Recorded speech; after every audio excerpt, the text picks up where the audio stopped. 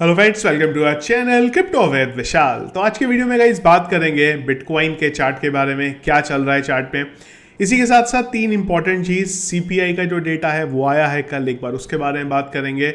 इसी के साथ साथ एक और बहुत बड़ी चीज़ के बारे में बात हो रही है और वो है आर्क इन्वेस्ट का ETF, जो अगले 1-2 दिन में अप्रूव होता हुआ दिखाई दे सकता है। ऐसी न्यूज़ अपडेट्स है उसके बारे में बात करेंगे, और इंडियन ब्राउज़र जिसमें क्रिप्टो टोकन का ऑप्शन होगा उसके बारे में आज के वीडियो में बात करेंगे।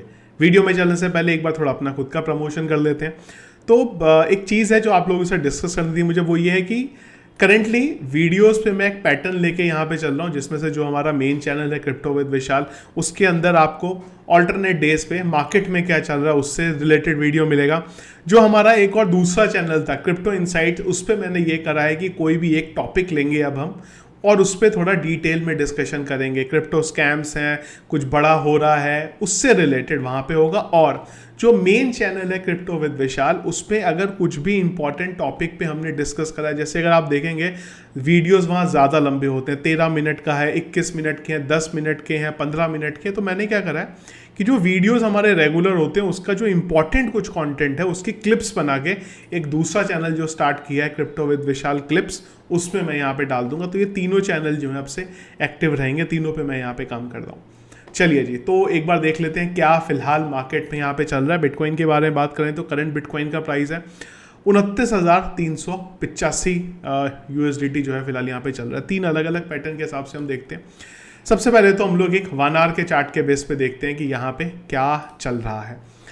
तो अगर आप देखें ना, एक एरिया है जहाँ पे हम लोग अभी यहाँ पे चल रहे हैं लिटरली, जो कि आपका 30,400 से लेके 30,200 के बीच का, और जिसका जो सपोर्ट एरिया है वो है यहाँ पे 28,800 से लेके 28,700 के बीच का यहाँ पे।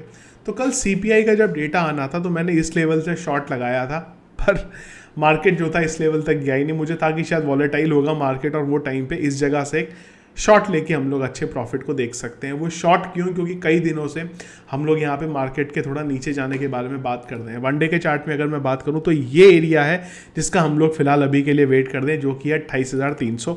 एक और रीज़न भी ये है कि कई यूजर्स के क्वेश्चन भी आए हैं कि क्यों मैं मार्केट नीचे की तरफ देख रहा हूँ। तो गाइस उसका एक इंपॉर्टेंट रीज़न है फिलहाल यहाँ पे वॉल्यूम का ना होना। अगर आप ये देखो ना तो वॉल्यूम इतना है नहीं, और अगर इसको मैं ज़्यादा ढंग से आपको समझाऊं तो आप यहाँ पे वीकली चार्ट है उसमें अगर आप देखेंगे तो आपको थोड़ा अच्छे से समझ में आएगा। अगर आप देखेंगे 1 2 3 4 5 6 7 वीक की कैंडल, अगर आप कोई भी कैंडल देखेंगे तो ऐसी कोई प्रॉमिसिंग यहाँ पे नहीं बन रही है। और अगर आप ये नीचे वॉल्यूम देखिए, यहाँ पे ये वॉल्यूम भी जो है कुछ है नहीं, इसमें बड़ी कुछ इमारतें नहीं है, कुछ इतना ज़्यादा वॉल्यूम हमारे पास यहाँ पे आ नहीं रहा है। वीकेंड और ऊपर से स्टार्ट हो जाएगा, और वीकेंड में आप जानते हैं कि थोड़ा वॉल्यूम कम रहता है। तो मुझे एक उम्मीद है कि इस लेवल पे एटलीस्ट हमें एक बार आना चाहिए 28,500 के लेवल पे। और इसके बाद अब सबसे एक और इम्पॉर्टेंट चीज़ रह गई है, वो ये है कि जो हमारा 200 EMA था डेली टाइम फ्रेम पे, वो अब थोड़ा ऊपर की तरफ जा रहा है क्योंकि चार्ट प्राइस पे मूव हुआ था। तो ये अभी तकरीबन हमारे पास 27,000 की रेंज में आ गया, तो जो हमारे पास एक अच्छा यहाँ पे सपोर्ट होगा। तो पहली कॉल, जैसा मैंने पहले ही बोला था, 28,300 पे मैं यहाँ पे लेने के लिए इंटरेस्टेड हूँ। पर फिलहाल प्राइस जो है मूवमेंट हमें इधर की तरफ आता हुआ यहाँ पे दिखाई नहीं दे रहा, और स्पेसिफिकली रीज़न है यहाँ पे वॉल्यूम। इसके अलावा अगर आप वीकली चार्ट में बात करेंगे तो यहाँ पे एक फॉलिंग वेज पैटर्न भी बन रहा है। अगर आप देखेंगे clear cut falling veg pattern है ये, और इस पैटर्न के अकॉर्डिंग भी हमें एक आने वाले टाइम में एक थोड़ा सा करेक्शन जो है यहाँ पे देखने को मिल सकता है। अगर मैं आपको दिखाऊँ तो आप ये क्लियर कट देख सकते हैं। तो इधर की तरफ हम लोगों को हो सकता है कि एक नीचे के लिए करेक्शन यहाँ पे देखने को मिले। अगेन आई गेस वो लास्ट होगा जो भी यहाँ से हमें एक बार डंप की तरफ जाता हुआ दिखाई देगा। ऑन चेन डेटा के अकॉर्डिंग अगर मैं बात करता हूँ तो 26,000 और 28,000 का लेवल बहुत इंपॉर्टेंट रहा है, जहाँ पे काफ़ी बाइंग हुई है। हमने पहले भी उस चीज़ के बारे में डिस्कस करा है, जिस वजह से ये वाला लेवल मुझे लगता है बहुत इंपॉर्टेंट रहेगा। 28,500 किस तरीके से ये एक्ट होता है हमारे लिए बहुत ज़्यादा इंपॉर्टेंट हमारे लिए होगा अगर ये लेवल जब हमारे पास टूटता है। सेकेंड चीज़ ये है कि ये लेवल, जैसा कि पहले भी बहुत बार बात हुई है, इसने बिल्कुल ये साबित किया फिर से कि कितना ज़्यादा इंपॉर्टेंट ये लेवल हमारे लिए रहा है। अगर आप देखेंगे पास्ट में तो इस एरिया पे हम लोग हमेशा से अटके हैं, और इस बार तो खैर और भी ज़्यादा हम लोग यहाँ पे अटके हैं। और उस अटकने में भी अगर आप देखें तो डाउन ट्रेंड की तरफ हम लोग यहाँ पे धीरे धीरे नीचे की तरफ जा रहे हैं। एक स्पाइक हमें ज़रूर देखने को मिला था, पर उसके बाद अगेन हम लोग नीचे की तरफ जा रहे हैं, जिस वजह से मुझे लगता है कि एक नीचे का एरिया एटलीस्ट टेस्ट करना यहाँ पे ज़रूर बनता है। और अगर आप वीकली टाइम फ्रेम पे बात करें या फिर आप डेली टाइम फ्रेम पे भी बात करें तो वो सारी की सारी चीज़ें इसी तरफ फिलहाल के लिए यहाँ पे इशारा जो है कर दी हैं। मार्केट के बारे में एक और ओवरलुक अगर हम लोग देखें तो मार्केट कैप 0.38% डाउन है, वॉल्यूम 25% डाउन है, इनफ्लो का कोई डेटा नहीं है, फ्री इंडेक्स न्यूट्रल में 51 में पिछले एक घंटे के सेंटीमेंट है सेल की तरफ, और हीट मैप लाल रंग दिखाई दे रहा है पर कुछ बहुत बड़ा लाल रंग नहीं है। BTC 0.48% डाउन और इथेरियम 0.27% डाउन यहाँ पे दिखाई दे रहा है। न्यूज़ अपडेट्स पे चलते हैं तो सबसे पहली चीज़ वो हो यहाँ पे कल आया CPI का डेटा। तो CPI का डेटा जो उम्मीद थी वो थी 3.3 और आया है यहाँ पे 3.2%, तो एक अच्छी चीज़ है। लेकिन जो पुराना CPI का डेटा था वो था यहाँ पे 3.0%। ये CPI का डेटा गाइज इसलिए भी बहुत इंपॉर्टेंट था, अगर आप टेलीग्राम पे आएंगे हमारे तो मैंने एक डिटेल में बिल्कुल एक पोस्ट डाला था जब FOMC की मीटिंग रात में 12-1 बजे के करीब चल रही थी, तो मैं लाइव वो टाइम पे सारी चीज़ें नोट कर रहा था। तो ये पूरे इंपॉर्टेंट पॉइंट थे और इसमें इंपॉर्टेंट जो चीज़ के बारे में डिस्कस हुई थी वो ये थी कि जो सितंबर की मीटिंग होगी वो डिपेंड करेगी CPI डेटा पे और जॉब क्लेम डेटा पे। 2 CPI के डेटा आने हैं, 2 जॉब क्लेम के डेटा आने, ये किस तरीके से आएंगे ये डिसाइड करेगी FOMC की मीटिंग कि हम इंटरेस्ट रेट को राइज करेंगे कि नहीं करेंगे। क्योंकि अगर इंटरेस्ट रेट राइज होगा तो एक डेफिनेटली वो टाइम पे एक हमें मार्केट जो है नीचे की तरफ जाता हुआ दिखाई दे सकता है। तो अगले CPI डेटा के बाद वो थोड़ा सा क्लियर कट जो है हमें यहाँ पे होगा। इसके बाद अगली चीज़ वो ये है कि SEC अनाउंस कर सकता है पहले बिटकॉइन ETF डिसीजन को टुमारो, और ये जो ETF है ये है यहाँ पे आर्क इन्वेस्ट का। आर्क इन्वेस्ट आप लोग जानते ही होंगे, कैथी वुड वाला।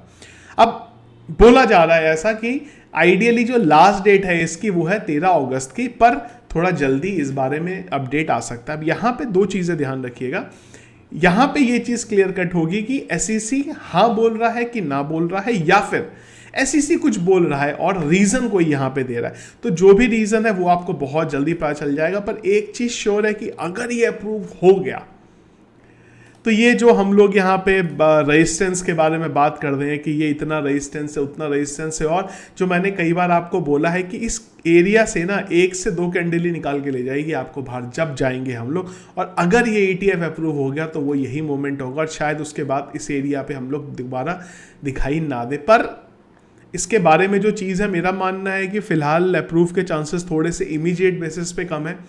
अब अगर यहाँ पे ब्लैक रॉक ने बोला हो SEC को जाके कि भाई अप्रूव तो करना ही है, या फिर ब्लैक रॉक ये देख रहा हो नहीं यार हिस्ट्री तो हमें क्रिएट करेंगे, पहला ETF हमारा होगा, तो शायद उस वजह से थोड़ा डिले हमें हो सकता है। एक और चीज़ है कि रिपोर्ट्स ऐसी भी हैं कि जो पहला ETF अप्रूव होगा वो जनवरी के टाइम पे, उसके बारे में हमें एक्चुअल में अपडेट आएगा। पर ये फिलहाल के लिए बहुत इंपॉर्टेंट है कि अगर ये अप्रूव हो जाता है, जिसके चांसेस कम है फिलहाल अभी, तो शायद यहाँ पे एक sky rocket, literally sky rocket हमें जाता हुआ दिख सकता है। क्योंकि एक का मतलब है सबके ETF अप्रूव होना। अगर आर्क इन्वेस्ट का ETF अप्रूव हुआ है तो फेडेलिटी के या फिर हम लोग फेडेलिटी के या फिर ब्लैक रॉक के, उसको कोई नहीं रोक सकता दुनिया में अगर ये अप्रूव हो जाता है अगले 2 दिन के अंदर। तो खैर टाइम बताएगा, पर मेरे अकॉर्डिंग यहाँ पे SEC कुछ ना कुछ तो करेगा कहानी कि एटलीस्ट इसको इमीडिएटली रोक सके, या फिर वो ये भी बोल सकता है कि डॉक्यूमेंट नहीं है, कुछ इस हिसाब से मुझे लगता है SEC यहाँ पे बोलेगा। इसके बाद अगली चीज़ और लास्ट चीज़, इसके बारे में गाइस हम लोग बात करेंगे डिटेल में क्रिप्टो इनसाइट्स वाले चैनल पे। मैं अभी के लिए आपको खाली ओवरलुक बता रहा हूँ, थोड़ा मैं समझने की कोशिश करूँगा एग्जैक्टली क्या है। तो यहाँ पे जो बात, और ये ऑफिशियल है, ये गवर्नमेंट जो इंडियन गवर्नमेंट है वहाँ से अपडेट है ये।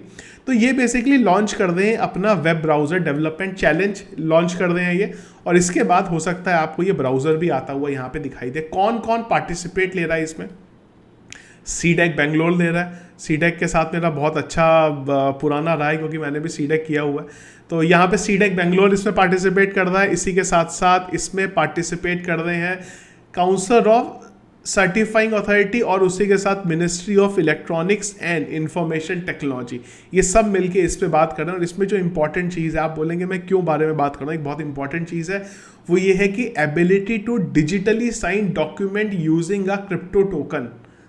अब ये अपना क्रिप्टो वाला टोकन है या ये कुछ क्रिप्टोग्राफी के थ्रू बोल रहे हैं, ये चीज़ के बारे में अभी क्लियर कट नहीं है। पर ये 2 चीज़ों की तरफ आपको लेके जा रहा है। एक चीज़ बाद में क्रिप्टो से रिलेटेड होगी, क्यों मैं ये सारी चीज़ें बोल रहा हूँ, और हो सकता है ये क्रिप्टो का टोकन नहीं हो, ये क्रिप्टोग्राफी के बारे में बात हो रही है, पर फिर भी इसको मैं क्यों इंक्लूड कर रहा हूँ वो डिटेल में क्रिप्टो इनसाइट्स वाले चैनल पे हम लोग आज बात करेंगे। अभी भी मैं इस पर थोड़ा रिसर्च अपनी तरफ से कर रहा हूँ, वो सारी यहाँ पे कंप्लीट नहीं हुई। तो ये थे गाइस अपडेट्स जो अभी चल रहे हैं मार्केट में। थोड़ा सा ध्यान से अगर आप कॉल ले रहे हैं और स्पेसिफिकली अगर आप यहाँ पे लॉन्ग का कॉल ले रहे हैं करेंटली मार्केट में, तो थोड़ा सा लिवरेज का अपना ध्यान रखिएगा और स्टॉप लॉस अपने टाइट रखिए, क्योंकि थोड़े से चांसेस अभी मार्केट के नीचे जाने के यहाँ पे हो रहे हैं। उस केस में अगर लिवरेज हाई रखा होगा तो खतरनाक आप नुकसान में यहाँ पे आ सकते हैं। तो देखिए हमारा आज का वीडियो, इसके अलावा कुछ दिन भर अपडेट रहा तो वो डिस्कस करेंगे टेलीग्राम चैनल पे, जिसके लिए टेलीग्राम का चैनल अगर आप लोगों ने अभी तक ज्वाइन नहीं किया जरूर ज्वाइन करिएगा, लिंक वीडियो के डिस्क्रिप्शन में मिल जाएगा।